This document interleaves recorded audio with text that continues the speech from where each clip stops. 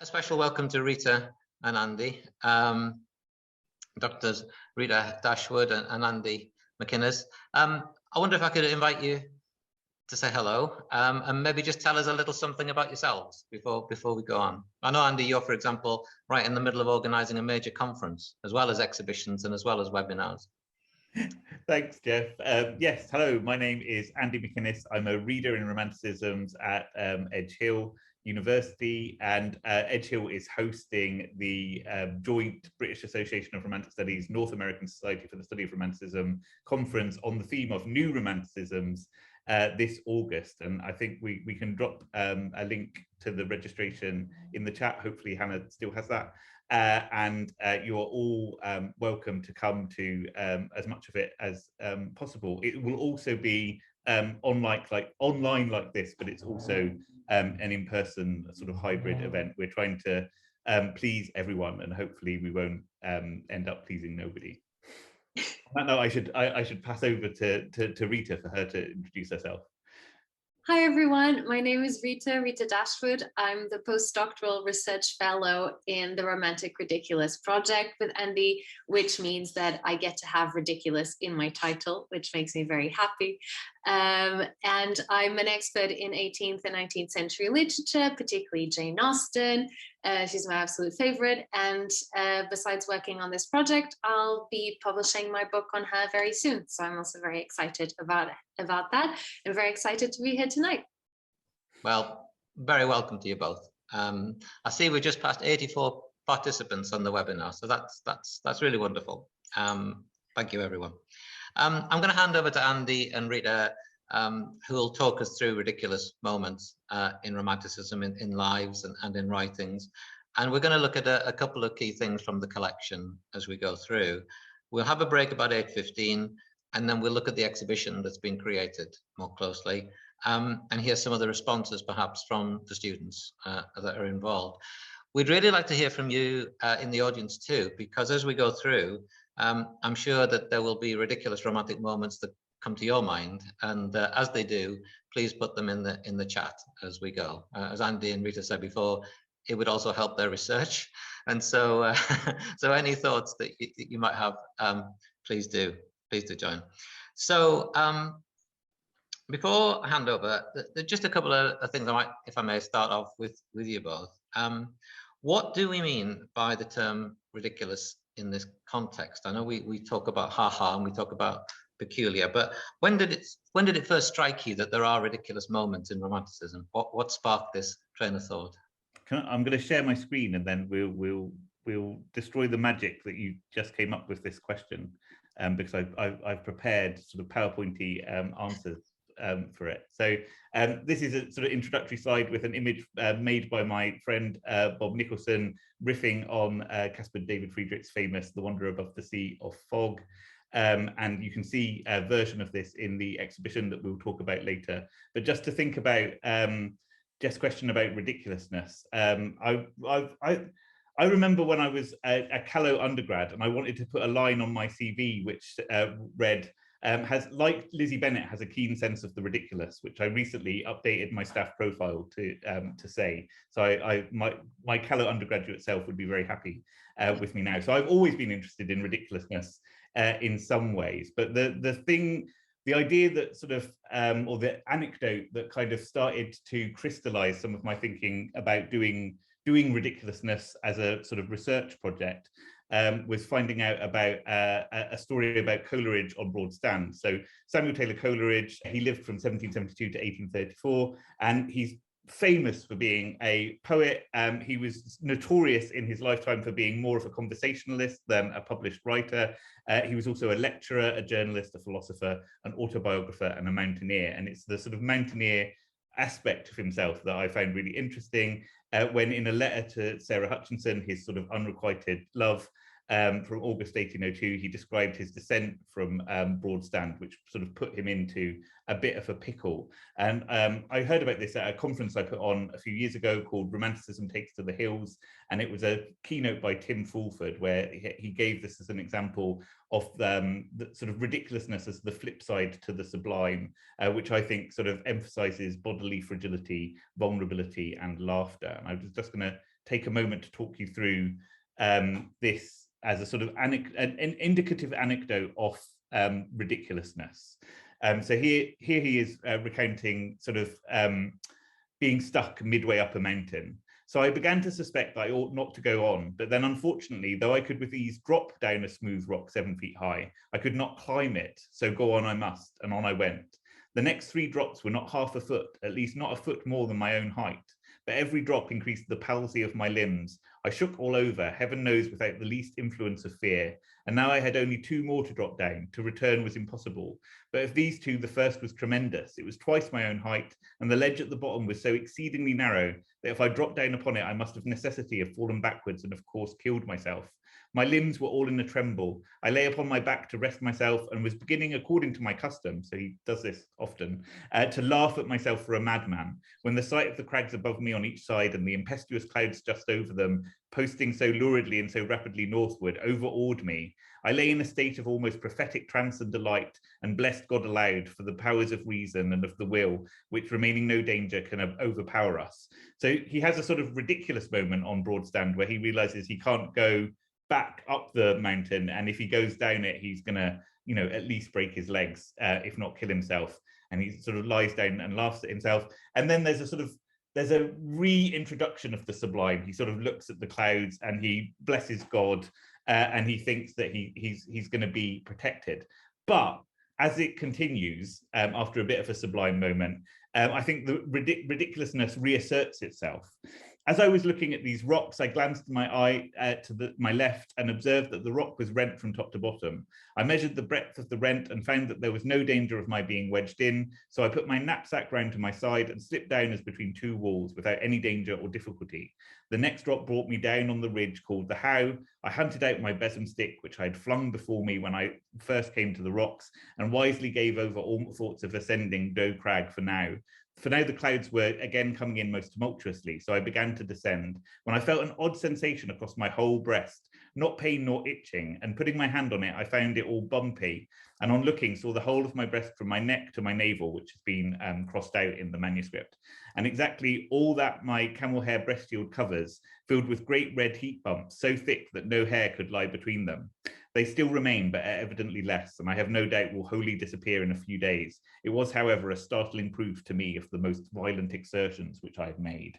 So there, he has a sort of ridiculous moment laughing at himself for putting himself in this danger. The sublime reasserts itself as he sort of praises God, but then there's this sort of bodily response of blotching and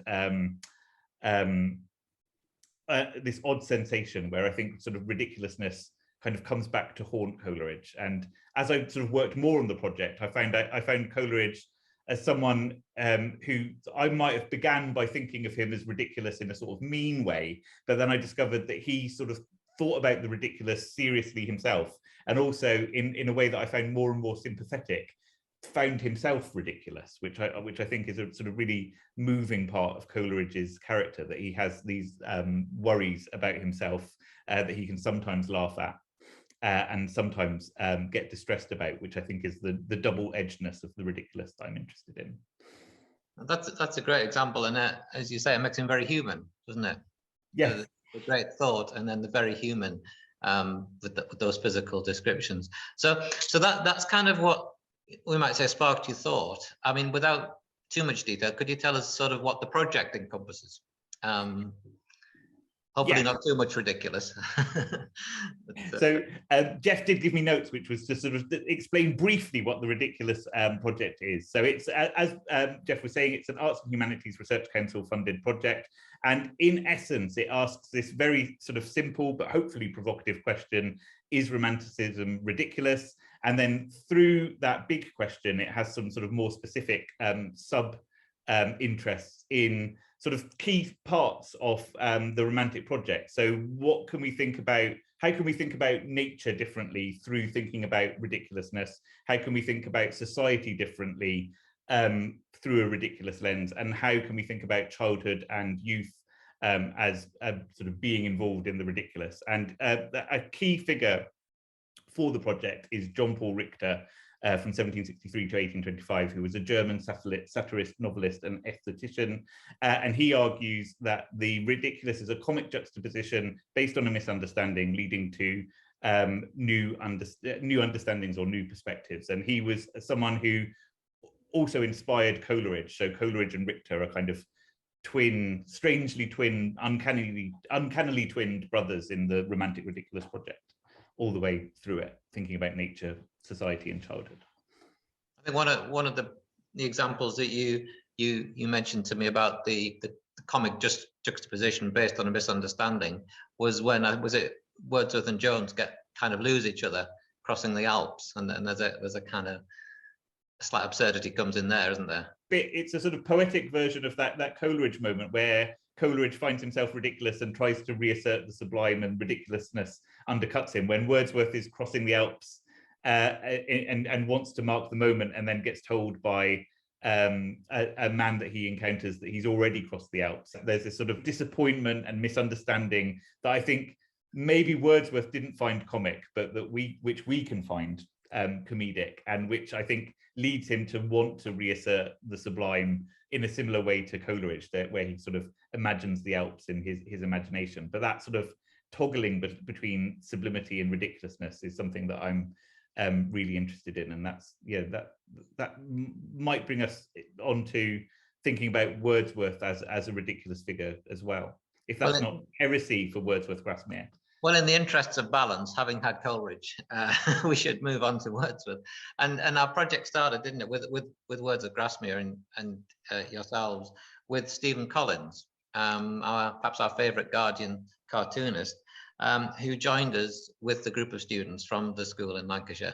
And it was a very wonderful session. And he gave what I thought was a really good example of ridiculous in Wordsworth, which is the Stolen Boat episode. I wonder if you could just say a little bit about that and maybe show us the cartoon, Andy.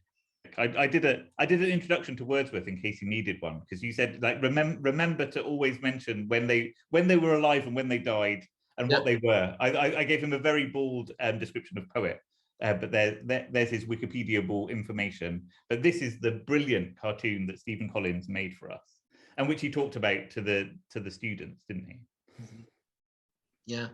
So it's a moment from the prelude that I think we can look at in a moment when I stop sharing my screen. But we'll just look at what Stephen Collins has done with not the crossing the Alps moment in the prelude, but a moment earlier when Wordsworth remembers being a youth and stealing a boat, and as he's sort of rowing on the lake, a sort of mountain rears up in front of him and spooks him, because it sort of looks like it is a kind of a giant that is chasing after him. And this is Collins's kind of satirical rendition of that moment, where Wordsworth looks a bit more grown up than I think he is in the actual passage, but here he is sort of running away from his rowing boat with the mountain static in the background. And I just think it's a lovely condensation of a moment where we might look again at Wordsworth poetry and see an unusual amount of comic potential in it.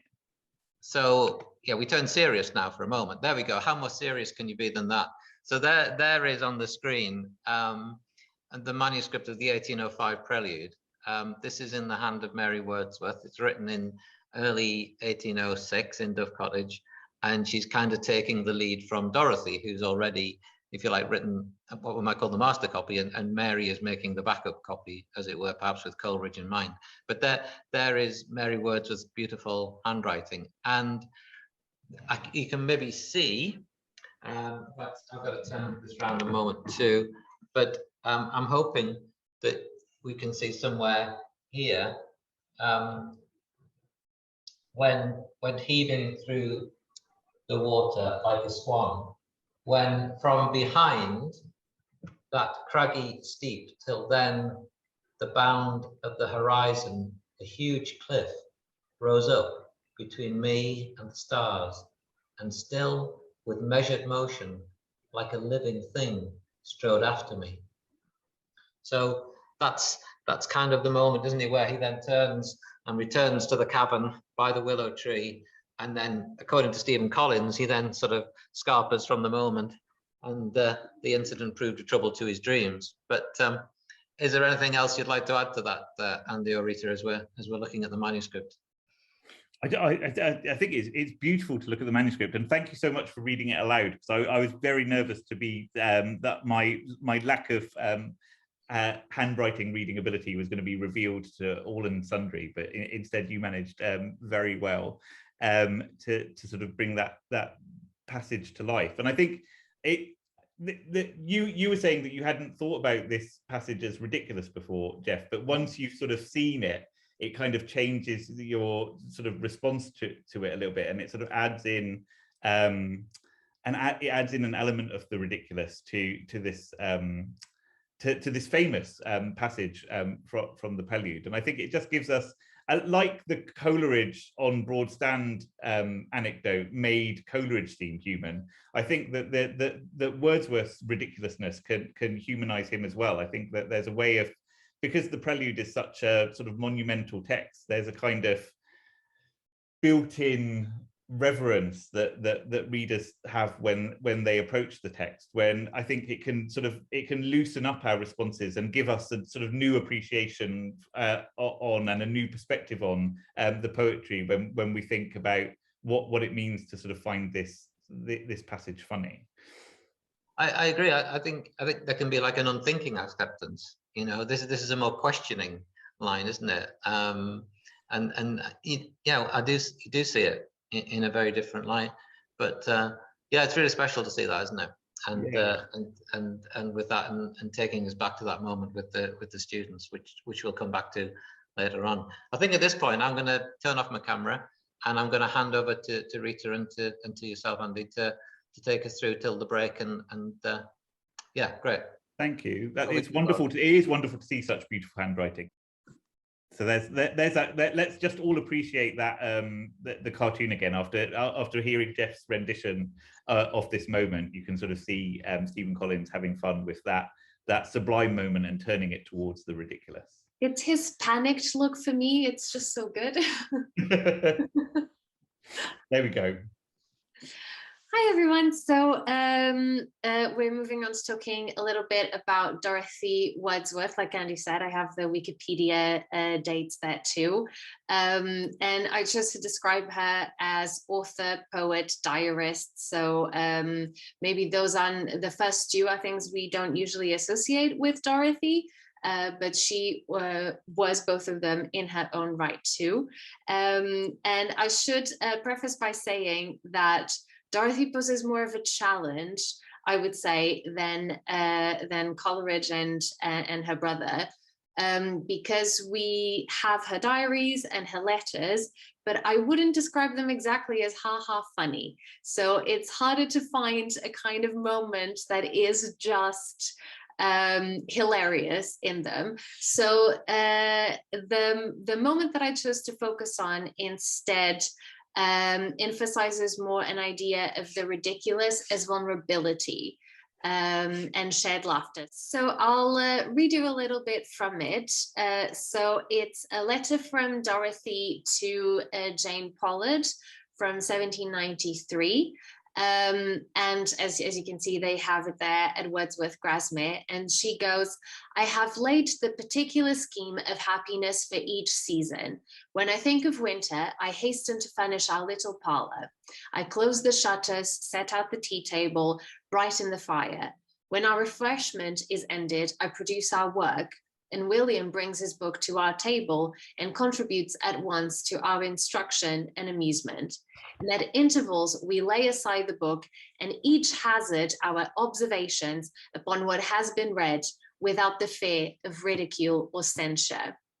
And so I really like the use of ridicule or the ridiculous there, because I think it seems to really convey this sense of being willing to be vulnerable, and also this sense of shared laughter. So she's talking about spending her evenings with her brothers, and this shows that a very important part of the ridiculous is being able to be okay with being silly, with saying the wrong thing, with making yourself vulnerable, which then allows you to form this close relationship that Dorothy has with her brothers. So even though it's not a haha funny moment, let me know if you have found those amongst her diaries and her letters, because I'd be really, really interested.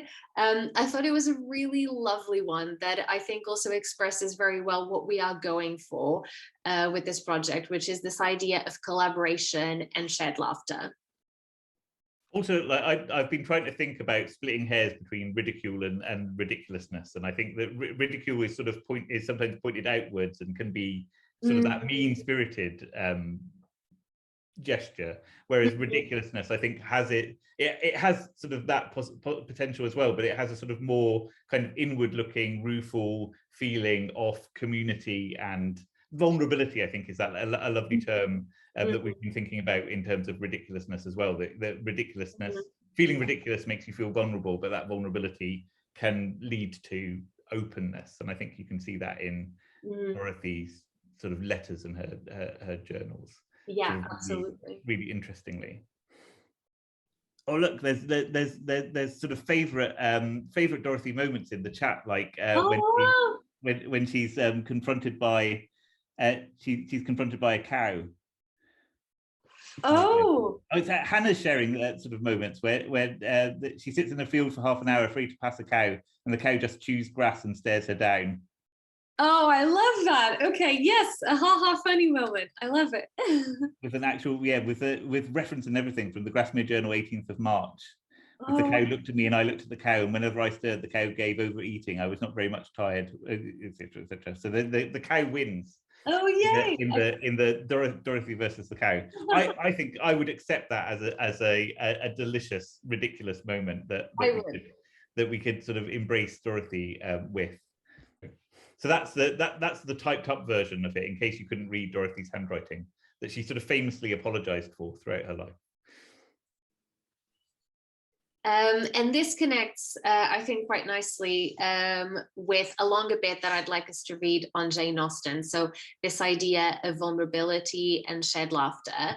Jane Austen, I would describe her quite simply as a novelist. That was what she really excelled in.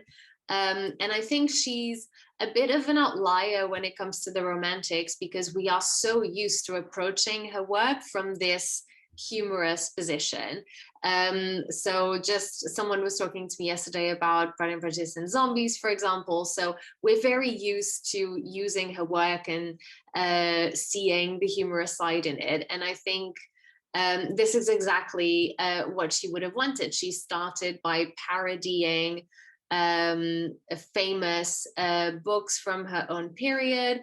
So she started writing when she was very young, so when she was in her early teens, and then she was making fun of those novels when, you know, the kind of literary trope of people fainting when they hear a big news. So instead she has two women taking turns fainting on a couch. So she makes it as silly as she possibly can to really poke fun at those conventions in literature.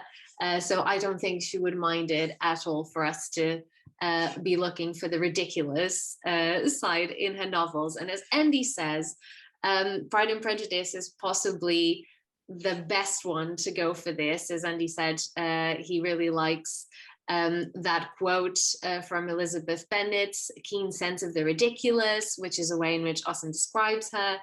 And so in Pride and Prejudice, she creates a character who absolutely delights in the ridiculous. And Andy, if you can go to the next one, I'd like to show us my favorite moment in which she does this. So this is a passage from Pride and Prejudice. And it's a moment that I've been thinking a lot about recently, and I wanted to share it with you. So I'll read it out. You mean to frighten me, Mr. Darcy, by coming in all this state to hear me, but I will not be alarmed, though your sister does play so well. So here she's sitting at the piano and Mr. Darcy is coming to hear her play, and they're in Rosings. There is a stubbornness about me that never can bear to be frightened at the will of others. My courage always rises with every attempt to intimidate me. I shall not say that you are mistaken, he replied, because you could not really believe me to entertain any design of alarming you, and I have had the pleasure of your acquaintance long enough to know that you find great enjoyment in occasionally professing opinions which in fact are not your own. Elizabeth laughed heartily at this picture of herself and said to Colonel Fitzwilliam, your cousin will give you a very pretty notion of me, and he do not believe a word I say. I am particularly unlucky in meeting with a person so well able to expose my real character in a part of the world where I had hoped to pass myself off with some degree of credit. Indeed, Mr. Darcy, it is very ungenerous in you to mention all you knew to my disadvantage in Hertfordshire, and give me leave to say, very impolitic too, for it is provoking me to retaliate, and such things may come out as will shock your relations to hear. I am not afraid of you, said smilingly. So I absolutely love this bit because I think it's all about the ridiculous. So when they first meet, Mr. Darcy doesn't get what kind of person she is. I would argue he doesn't get her sense of humor at all.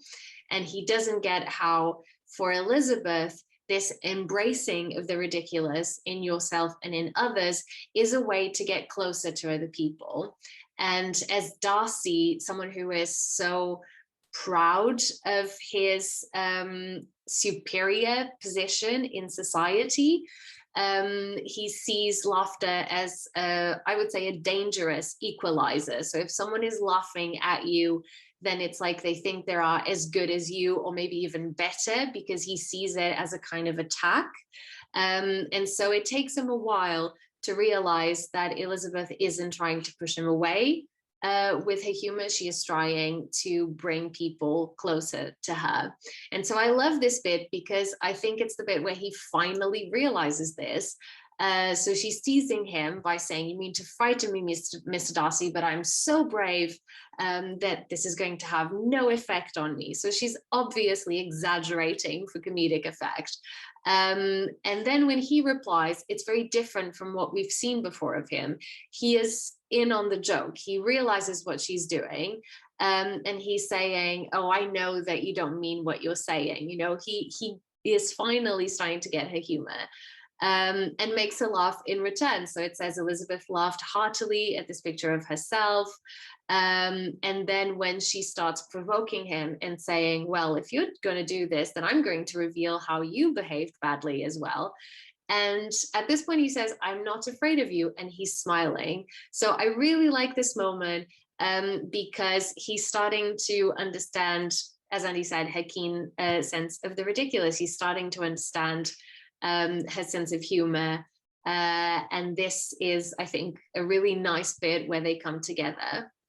And if we could have the next slide, then I can read the next section. So pray, let me hear what you have to accuse him of, cried Colonel Fitzwilliam. I should like to know how he behaves among strangers. You shall hear then, but prepare yourself for something very dreadful. The first time of my ever seeing him in Hertfordshire, you must know, was at a ball. And at this ball, what do you think he did? He danced only 4 dances. I'm sorry to pain you, but so it was. He danced only 4 dances, though gentlemen were scarce, and to my certain knowledge, more than one young lady was sitting down in want of a partner. Mr. Darcy, you cannot deny the fact. I certainly have not the talent which some people possess, said Darcy, of conversing easily with those I have never seen before. I cannot catch their tone of conversation or appear interested in their concerns, as I often see done. My fingers, said Elizabeth, do not move over this instrument in the masterly manner which I see so many women's do. They have not the same force or rapidity and do not produce the same expression. But then I have always supposed it to be my fault, because I would not take the trouble of practicing. It is not that I do not believe my fingers as capable as any other woman's of superior execution. Darcy smiled and said, you are perfectly right. You have employed your time much better. No one admitted to the privilege of hearing you can think anything wanting. We neither of us perform to strangers. And I think this is a really lovely conclusion. And I think it ties really nicely to that letter from Dorothy, which is really focusing on this idea of vulnerability, because I see this as the moment where Darcy finally learns to be vulnerable. He finally learns to let go. And even though she is teasing him and pointing out the things that he did wrong and the ways in which he was very distant from other people at the ball, he doesn't take it as he usually does. He's not taking this as a personal attack. He is enjoying it. They keep teasing each other, and this is the first time, I think, in the novel where they're both enjoying this. And then, you know, he gets a little bit defensive. He says, well, I'm not the kind of person who makes friends easily, who can talk to people easily. But then when she, you know, hits back at them, he's smiling again. So Darcy smiled and said, you are perfectly right. And then that last conclusion with, we neither of us perform to strangers, is basically showing how this entire conversation was about pointing out how they are more similar than they perhaps think, or another interpretation, that they're trying to understand each other. They are trying to become more similar to each other. And in this case, it's very much coming from Darcy, I would say. Darcy sees that Elizabeth embraces the ridiculous, and so he is embracing it back. And then the two have this, you know, I think, very nice moment together through the ridiculous. That's fab. I think the first time I read this, I thought of them as just kind of squabbling a little bit, but I think that thinking of them as flirting, I think adds to the passage, really, that they're flirting in the lead up to his first proposal, which comes as a sort of surprise to Elizabeth, but it's actually it's very much in sort of Darcy's sort of interpretation of events that they are getting to that point when through these conversations. Absolutely. And I do think they are kind of slightly misreading each other, aren't they? Like she's much better at performing to strangers than he is. He kind of wants her to be alike. So there's that like comic misunderstanding or comic juxtaposition of perspectives, leading to new things for the couple. Exactly. And the vulnerability here is so nice. The fact that he's trying so hard. I really like him in this passage. I think he is very much, I get you. See, I get your sense of humor now. I think it's adorable. We should have probably said this nearer the start, but we're sort of talking about figures that we've kind of highlighted in the exhibition that just launched. So our last figure before we go for a break, I've got 5 minutes, so I can just do this, I think, is James Gilray, perhaps lesser known than Jane Austen, but someone else who sort of delights possibly in the meaner side of ridicule as a graphic satirist and a sort of secret government propagandist. He was paid by the government to put out sort of anti-opposition satire, but was kind of nihilistically involved in satirizing everyone, really, Gilray. So that's a sort of self-portrait of him with some of his graphic caricatures behind him. And we're going to look at one in particular that Wordsworth Grasmere has on display. So we're looking at a sort of a beautiful copy, I think, of Numerality, if I stop sharing and allow Jeff to share again. So here we have a bit sort of a sort of focused in version of Numerality. I think it's a fantastic image, and we used it as a sort of provocation for the students to look at that. They responded to brilliantly, I think. But Numerality has a French sort of a French revolutionary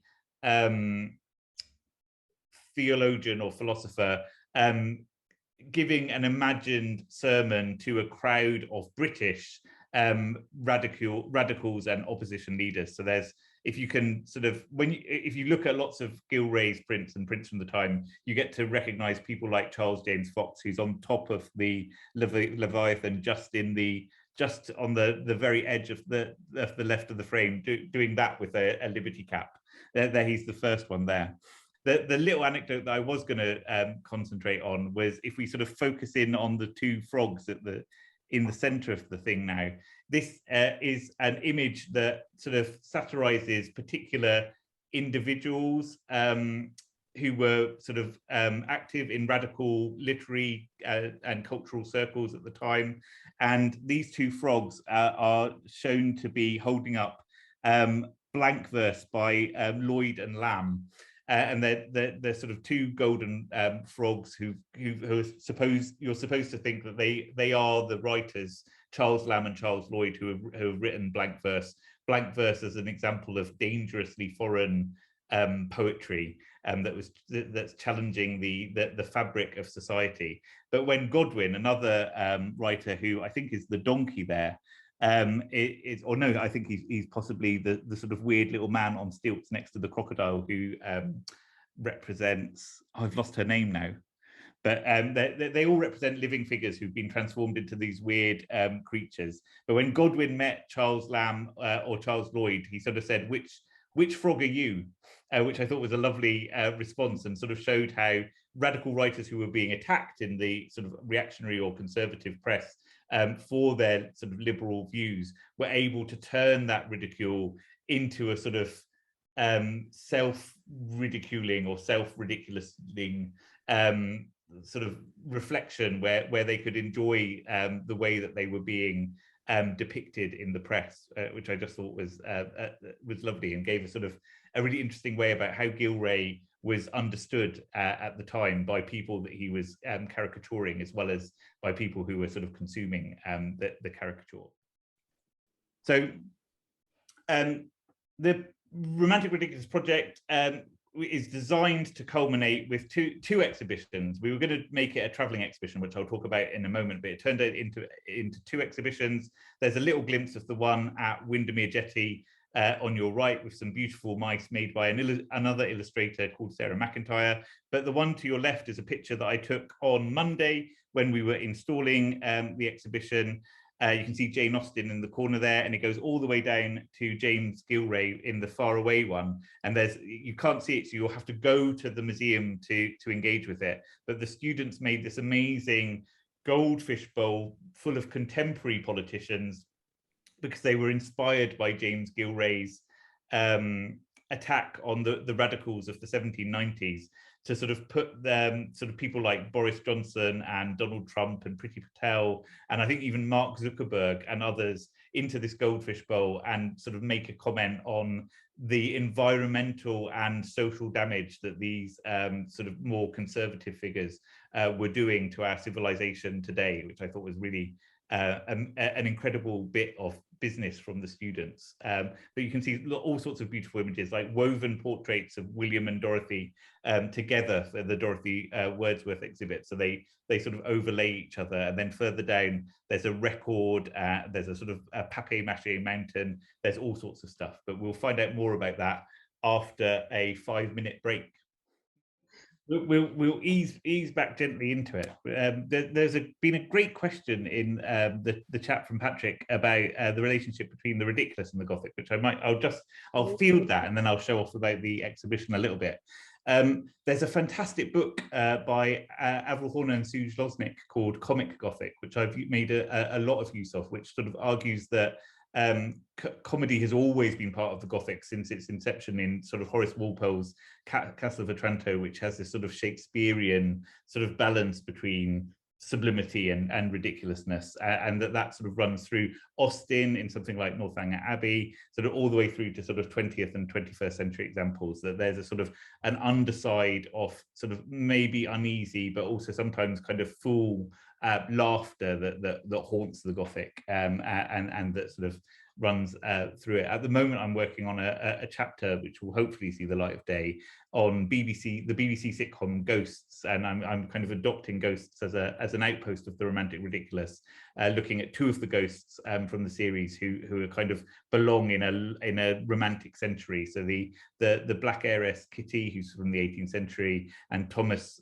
Thorne, who's a kind of horny but ineffectual romantic poet, who I like a lot, and I'm sort of using them as examples of ridiculousness and comedy in the in that sort of Gothic vein. But I'll talk a little bit now, or we'll talk a little bit now about the exhibition that is going on sort of Grasmere at the moment. And at the heart of it, like we were talking about before, is this sort of image by Stephen Collins that sort of inspired a lot of the students' work. I'll play from the start so you can see that again. And it was originally designed to be a travelling exhibition. So it was going to be one exhibition that moved between Wordsworth Grasmere and Windermere Jetty. But these things sort of develop and change while we're working on them, it sort of became a sort of a static exhibition at Wordsworth Grasmere with another exhibition at Windermere Jetty, with Wordsworth Grasmere sort of using portraits as a prompt for the students to think about, and Windermere Jetty using landscapes as a prompt for the students to think about Romanticism, ridiculousness, and sort of personalities and nature, I suppose. Originally, it was going to think about childhood, but so I thought we'd get students to think about themselves as sort of inheritors of the romantic child, this sort of idea about innocence and creativity, but that didn't quite happen, although I think their work sort of embodies that sort of ridiculous romanticism, I suppose. So we worked with two schools, one of which ended up at Windermere Jetty, one of which sort of focused on Wordsworth Grasmere, and that's St Mary's Catholic High School in Astley, near Manchester. So our ideas have travelled as the project developed. These are some of my awful puns. So portraits and landscapes after paper orientation, and travelling to travelled as our ideas have developed. And I felt guilty in the first part of this talk that we didn't really talk about Charlotte Smith, who's another figure that we looked at. And I thought I'd use her as an example of the kind of development of our ideas that went over the course of the work that we put into the exhibition. So this is actually the portrait, and this snippet of text is the material that I gave to the students to work from. So Charlotte Smith is a not very familiar figure to lots of people outside of the sort of university departments who study Romanticism, but I think she's really important and really interesting. So I told them that Charlotte Smith was a critical and popular success as a poet and novelist at the end of the 18th century. She wrote poetry and novels for adults and children. Her elegiac sonnets influenced Wordsworth and went through multiple expanding editions over the course of Smith's difficult life. She married young but suffered marital abuse, including bankruptcy because of her husband's antisocial behaviour. Smith wrote a copious amount to keep her and her family financially afloat. Although she is little known outside of university English departments, her writing, which celebrates nature, freedom and empathy, has left its mark on how we understand the Romantic period.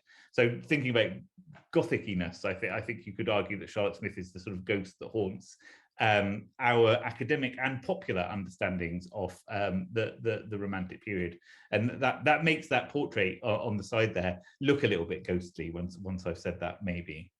Anyway, I gave them a few example texts to look at. I think I started with sonnet 1. I did this sonnet, and I had another more obvious satirical piece for them to look at. But the students were really taken by this one in particular, on being cautioned against walking on a headland overlooking the sea because it was frequented by a lunatic.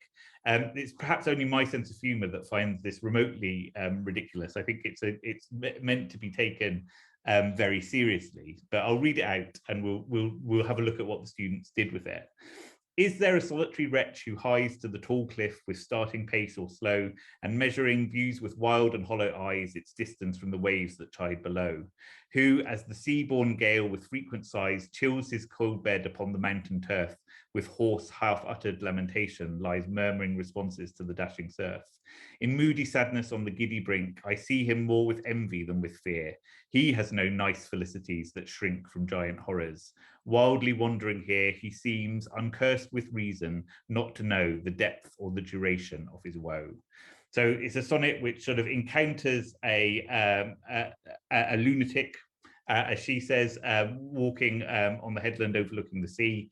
And Charlotte Smith, as is sort of characteristic of her, kind of wishes she could be uncursed with reason like him, to sort of be in a happier position than her own. So she views him more with envy than with fear.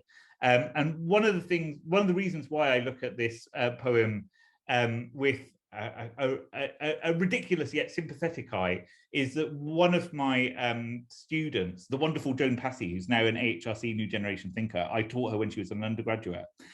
She wrote an essay when she was undergraduate arguing that Charlotte Smith suffered from penis envy. And this idea, it was a brilliant Freudian reading of the poem. And this has sort of stuck with me all the way through. I didn't tell all this to the students, but it's one of my motivating factors is sort of past undergraduate research that has made me look at poetry differently. Anyway, the students were really interested in this and they did lots of work with it. And so what they came up with is these two pieces of work that aren't in the exhibition for various reasons, and another thing that I'll show you in a moment. But they, as a group, wrote together that Charlotte Smith is a more obscure figure from the Romantic period. We were struck by the poem on being cautioned against walking on a headland overlooking the sea because it was frequented by a lunatic, partly because the title itself sounded ridiculous to us. So these are the students' words after they workshopped their ideas towards making an artifact for the exhibition. We explored ideas around women and lunacy, so they sort of jumped away from thinking about the lunatic as a man and started to think about female experience of madness in the 19th century. We created a comic strip, which I'll show you in a moment, and a wanted poster for a mad Victorian woman. Some of the reasons for madness were absurd and laughable, refusing to wear corsets, for example. We also rewrote Charlotte's poem with a modern slant, which we framed with famous images of lunatics from the time. And there's sort of examples of their work that I'm sort of celebrating now because we didn't quite have room or ability to show it in a way that was going to be beneficial in the exhibition itself. So when we were developing the exhibition, this is the sort of this is the panel that we sort of came up with in the end. We discussed how best to display the students' work and all of the other figures featured, and we needed to think about. Jeff schooled me in thinking about readability. We also need to think about relevance to today, I think, and in Smith's case, modern sensibilities about mental illness. I think that was, there's a sort of ethical sort of dimension of how to think about sort of what Charlotte Smith was saying and also how the sort of students were thinking about it. So we had this sort of great cartoon that they made trying to bring their understanding of the text to life. We have a little bit of sort of framing from me about looking at sort of an unfamiliar figure about like Charlotte Smith. And then we have a sort of a condensed and slightly reworded version of their rationale. So the process of the students coming to Wordsworth Grasmere, engaging with the location and the material that I shared with them, going away and working on this at school, and then coming up with really colourful and engaging and interesting artworks was a sort of really long process that led to us thinking about how best to display this as well. So sort of lots of work has gone on into this, that with all of the students sort of named and celebrated at the top of their bits of the exhibition. And I thought it was nice to sort of show the Charlotte Smith element. Let me just see if I can share the voices of the students themselves. So they talk a little bit about Charlotte Smith, and then they talk a little bit about their process. And there's a sort of closer up version of that comic. Charlotte Smith was an English novelist and poet of the Romantic period. She prompted a revival of the English sonnet and helped set conventions for Gothic fiction and wrote political novels of sensibility. Charlotte Smith wrote elegiac sonnets in 1783 while she was in debtor's prison with her husband and children. William Wordsworth identified her as an important influence on the Romantic movement. Our piece is a satirical approach to the poem Walking on a Headland by Charlotte Smith. We decided to go for a more modern artistic approach to the design of our artifact to appeal to audiences and give our work a more neo-realistic look.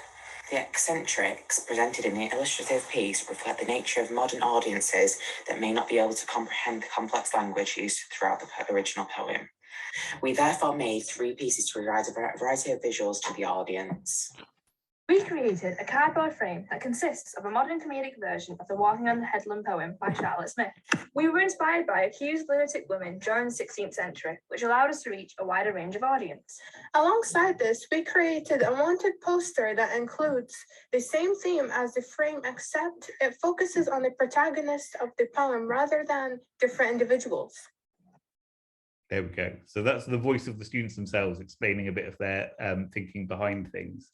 I think I've got a little quotation from my research to go with this, because what I found like really engaging from the students' feedback is their kind of struggle with understanding that they sort of then go into they kind of project onto the museum viewer. Like they they have tried hard to understand the Charlotte Smith poem, and they're hoping to sort of make it engaging for an audience that's going to come to see it to enjoy it. And I thought there was a sort of an element of ridiculousness in that sort of more embracing and more sympathetic way that I've been trying to think about ridiculousness in that struggle towards understanding that the students kind of admit to or sort of gesture towards in that sort of speech there. So I sort of put in an academic quotation that has really sort of sat with me after I read it. So Paul Fleming's The Pleasures of Abandonment is a critical analysis of the works of John Paul Richter, that German figure who inspires my theorization of the ridiculous, our theorization of the ridiculous. I just really like this quotation from him, which made me think about the students' sort of struggles, and my own and Coleridge's and Wordsworth's and the rest of them. So if the ridiculous as an aesthetic category has a political impetus, it is the expression of a solidarity pact between abandoned beings. Laughter for John Paul does not express derision, but a form of empathy or understanding, an understanding for the lack of understanding. And the understanding for the lack of understanding gets to the heart of ridiculousness for me, and I wanted to share that quotation with you. And then I'll just give you a little taster of what the exhibition looks like. These are some sort of out of date, I realized after I put this PowerPoint together. It's a mock-up of what the exhibition almost looks like. There's more stuff on the Dorothy Wordsworth panel, and there's sort of differently organized material for Coleridge and others. But it looks sort of much more like this, as this is a photograph I took on Monday with the students' works displayed either on the vinyl itself or sort of next to it. And you can sort of see a little bit more of the beautiful woven together double portrait that they made of William and Dorothy Wordsworth that I find sort of really amazing. And then there's a hint to that Gilray goldfish bowl down at the end, but you will have to go to sort of check this out. I don't know whether there are any questions in the chat that either of you picked up or Hannah's picked up. I do have a thought just to share with you, if I could, and that is this question of seeing things in a different way, and when you first pointed out the stolen book, for example, or Coleridge, and I thought, crikey, this is like breaking a faith. It's like believing in Father Christmas and unquestioningly, and then actually you just can't. I hope that hasn't spoiled it for anybody watching, but. It sort of thought, once you've seen something, there's no unseeing, and as I've heard your talk, I see that this is perhaps a misconception, because I really like that where that quote where you just quoted about not derision but a greater empathy and understanding, and I see that if I do it. But when I first sort of came into contact with what you're doing, the first thought that came to me was the Charles Lamb seeing Milton's manuscript, and I know there'll be people who are in the audience who know this, but working with manuscripts myself, it's quite a fundamental point that he makes. So Charles Lamb, this is taken from an article, but I'll just read from the article. On visiting the Wren Library in Cambridge, Charles Lamb had an unwelcome shock. Inspecting the manuscript for Milton's Lycidas, he was, quote, staggered to discover that the drafts were, quote, interlined, corrected, as if their words were mortal, alterable, displaceable at pleasure. Before, quote, that evil hour, when he confronted the artist in his workshop, he had regarded Milton's great elegy as a full-grown beauty, as sprung up with all its parts absolute. Lamb rued the day of his disillusionment. And I just wondered whether there was an instance where you both, or either of you, had kind of seen something as ridiculous and you thought, actually, no, that's rather spoiled the magic of the moment, as it were. Have you ever had that where you sort of regretted seeing it, or has it always been a bonus to your understanding? Oh, interesting. I'm sure I've had regrets, Jeff, but I think the thing that I've enjoyed about finding out more about the ridiculous is that there is that there is that, to me, there's that more sort of embracing and non-derisive but sort of empathetic element to the ridiculous. I think, like I was saying at the beginning, that I think it can be a double-edged thing, that there is ridicule that can be mean and pointed and barbed and can set out to spoil things for people, I think, and that's that. Like, I guess I sort of soft-heartedly want to avoid that element of the ridiculous, although I'm interested in it as well. I think ridiculousness can be sort of more of an aesthetic response that sort of brings people together, that actually we can sort of share in that understanding for a lack of understanding. That's the sort of that's a thing that really sort of spoke to me. And I'm glad it spoke to you when I read it out. And it's slightly it's undercut your finale, where we think about sort of, is, you know, can ridiculousness spoil things? I guess it can if we let it, and if we allow ourselves to be mean-spirited. But I think there's an other spirit in which we can take ridiculousness, which brings us together in sort of shared laughter. And that laughter can be rueful.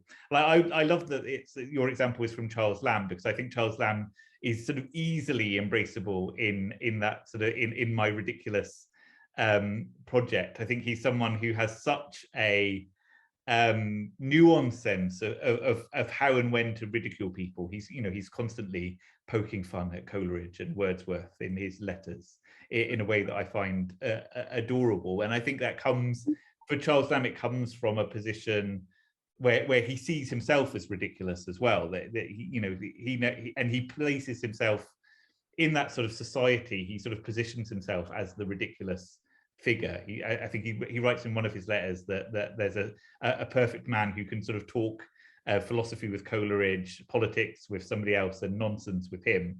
And his own position as being the sort of the speaker of nonsense is a ridiculous one, but it's a ridiculous one that is about kind of community and laughing together. I agree. I think the first thing that came to mind, I guess, because I was just talking about this yesterday with some people, is Susan Ferrier, who is a Scottish author who was in many ways inspired by Jane Austen as well.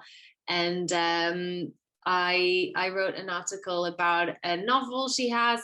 It's really thick. It's 700, no, I think almost like 1,000 pages long. It's called The Inheritance.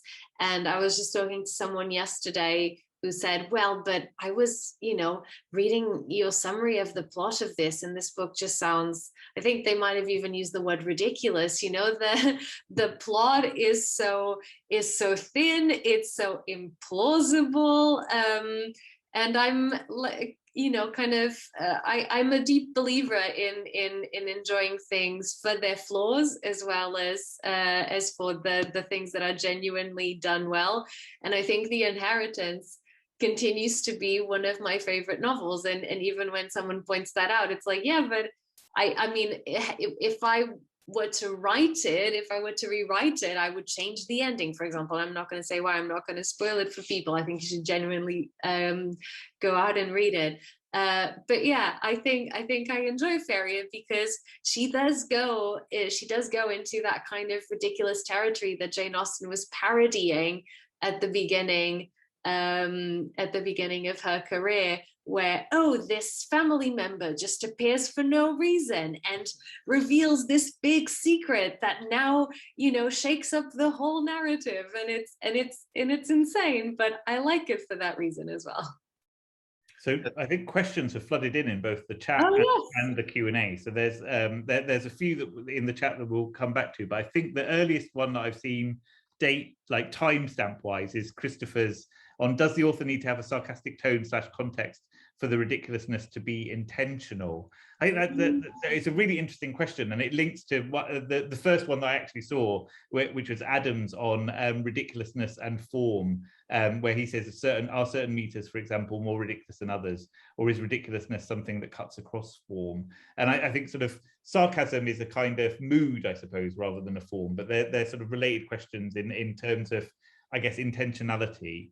And I think the project that Rita and I are working on kind of takes ridiculousness where we find it, sort of intentional or not. I think someone like Austen, she's a sort of master writer of the ridiculousness, and I think she can sort of go, if we think about sarcasm as sort of a lower form of humor to irony, which is, you know, sometimes people have hierarchies of wit, I suppose. I think she's a sort of she's masterful at irony, which sort of elevates the sarcastic into a form that kind of cuts both ways. So I think that sarcasm is that kind of, I guess, feels to me that kind of mean-spirited, barbed ridicule that I'm kind of splitting hairs away from the ridiculous, which is a sort of more sort of inclusive, almost self-reflexive term. And I think, you know, Austen can do both. She's a very sarcastic writer in some of her personal letters, in some of the published bits of her text, like in Persuasion, when she talks about the large fat sighings of a mother over a dead son because the son's a waste of space. She's not very kind, Austen, but she's also someone who can sort of, you know, mark sort of inflections of irony in her characters, or in characters' development. In I think Rita beautifully read in Darcy and Lizzie flirting between each other in that sort of social scene. The form question, Adam, I think is a really cool one, and I think sort of ridiculousness and form is something that I should think more about. It kind of leads me down to another question. There are questions about what about the second generation romantics, and someone sort of says, what about Keats? And I think that I would really like to embrace Keats as a ridiculous writer. I think he has a kind of tragic emo glamour for dying young and writing sort of wistful poems, but in his letters, and I think in some of his poetry, he has a really sort of gloriously ridiculous side, and he keeps coming sort of back into the project in lots of different ways. So we've run a series of table talks, which has sort of celebrated the work of early career scholars and new approaches to romantic studies and various things, and Keats keeps popping up in that. And I attended a Bars, one of the Bars online seminars, which had a paper about zany Keats, and I think that we could easily think about a ridiculous Keats as part of this project, as, you know, someone who enjoyed playing with language and playing with the form of his poetry, where, you know, some of his poems are sort of edging towards the sort of, you know, what gets described in that Bars meeting as zany, what might be described as camp or kitsch, and what might be described as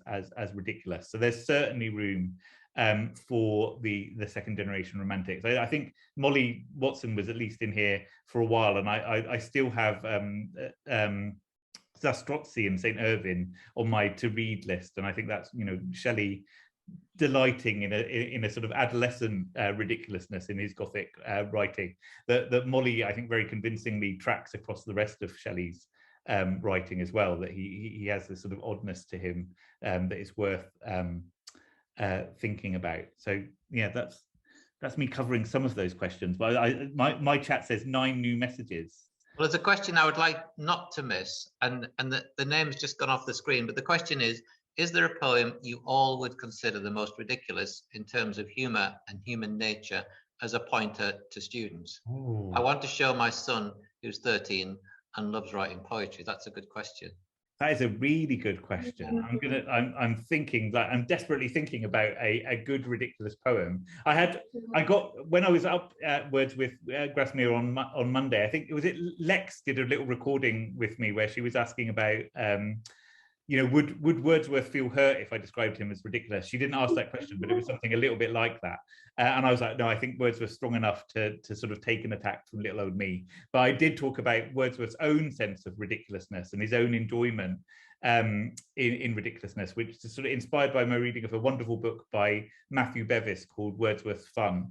And that talks about some of Wordsworth's favourite poems of his own might surprise us now. Like, I think one of his sort of on record favorite lyrical ballads is The Idiot Boy, which is this sort of fabulous picaresque adventure of a mother looking for her idiot son who's got lost in the woods, and it goes on and on in a sort of shaggy, it's a sort of shaggy dog or a shaggy pony story, I think, in lots of ways. And I guess it might be quite long for your 13-year-old son, but if you want to start with Wordsworthian ridiculousness, The Idiot Boy might be one.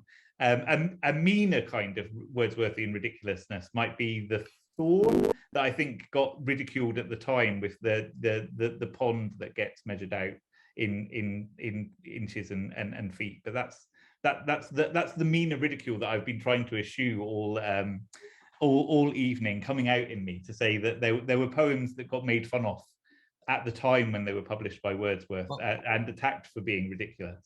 Perhaps none more so than the daffodils, but we'll pass on. Rita, what would your suggestion be? I kept trying to think of another one, but this immediately came to mind. Basically, this poem that Jane Austen wrote to a friend in a letter, and it's meant, I think, as an inside joke, and I'm desperately trying to remember. It's Mr. Something, and it's the nickname that they gave to this guy. I think it's Mr. Young or something like that. And it's basically Jane Austen teasing her friend Martha Lloyd. So this will appear on any edition of Jane Austen's letters, or some of those volumes as well, which have just her poetry. And I love that one. It's quite a long poem. And it's basically two friends teasing each other because one has a crush on a guy. You know, it's just I just think it's such a silly friendship, friendship moment between the two of them, teasing each other because one has a crush. And I think that one is really cute. And immediately I think of that one.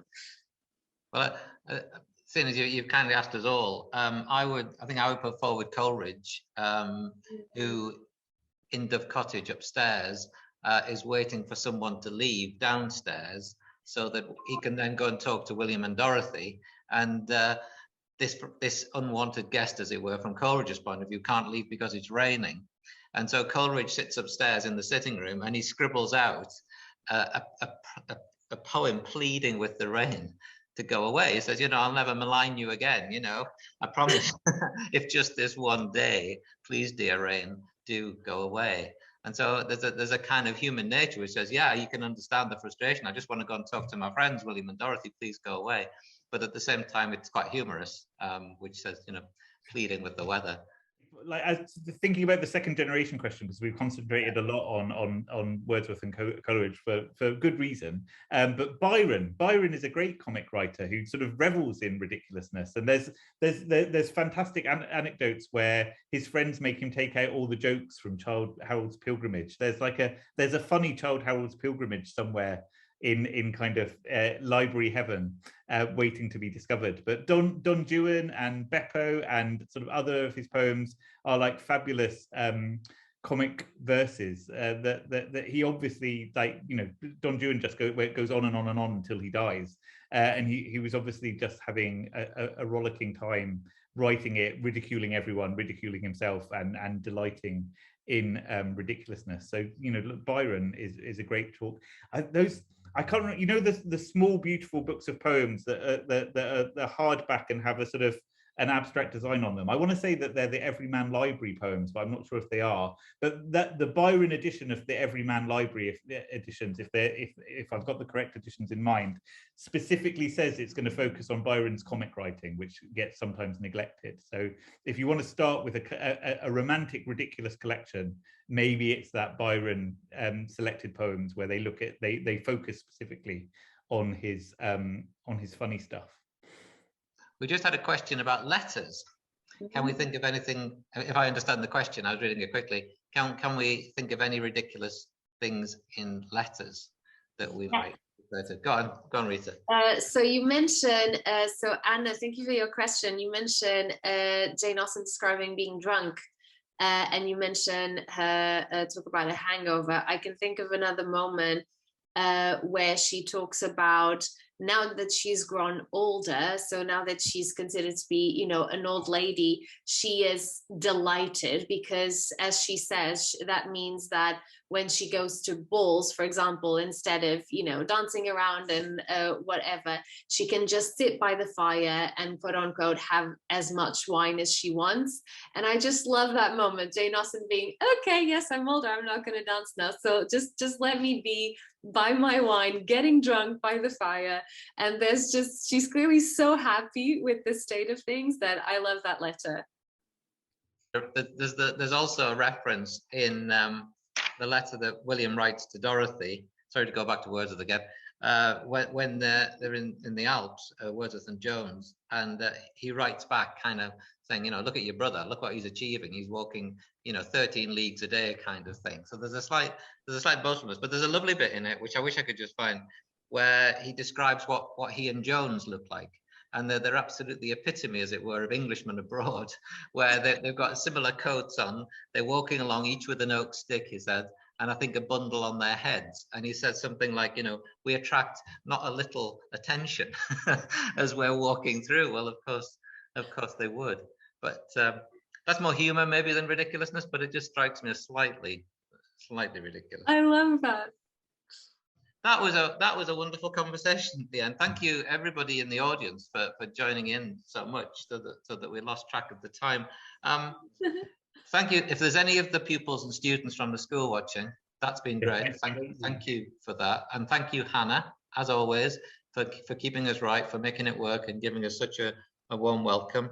And thank you everyone for being part of it, because if there was no one watching, it's been great fun, but it's a lot less point to it. So thank you everyone, and we'll say good night and see you next time, I hope. Thank you so much. Thanks, Jeff and Hannah. Thank you, Rita. I really love that reading of Pride and Prejudice. It made me think about that. Oh. Thank you so much, everyone, for coming and for all your wonderful questions.